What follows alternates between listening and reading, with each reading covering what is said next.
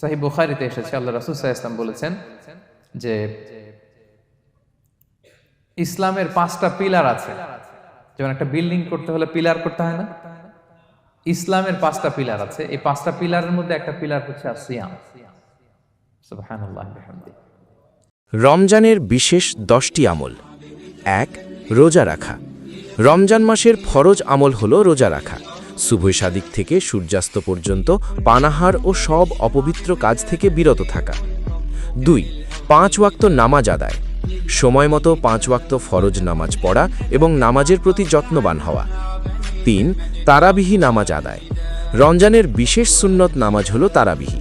জামাতে আদায় করা বেশি ফজিলতপূর্ণ। ৪. কুরআন তেলাওয়াত। রমজান কুরআন নাজিলের মাস। প্রতিদিন কুরআন পড়া, শোনা ও অর্থ বোঝার চেষ্টা করা। ৫. দোয়া ও জিকির করা। সব সময় আল্লাহর জিকির করা, সুবহানাল্লাহ, আলহামদুলিল্লাহ, আল্লাহু আকবার, ইস্তিগফার ও দুরুদ শরীফ। ৬. ইস্তিগফার ও তওবা করা। নিজের গুনাহের জন্য আল্লাহর কাছে ক্ষমা চাওয়া এবং সত্যিকার তওবা করা। ৭. দান সদকা করা। গরিব, দুঃখী, এতিম ও অভাবীদের সাহায্য করা।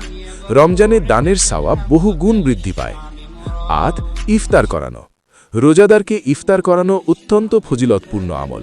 সামান্য খেজুর বা পানি হলেও সওয়াব আছে। ৯. লাইলাতুল কদর তালাশ করা। শেষ 10 রাত, বিশেষ করে বেজোড় রাতগুলোতে বেশি বেশি ইবাদত করা। ১০. ভালো চরিত্র ও সংযম। মিথ্যা, গালি, ঝগড়া, রাগ থেকে দূরে থাকা। ধৈর্য, নম্রতা ও ভালো আচরণ বজায় রাখা।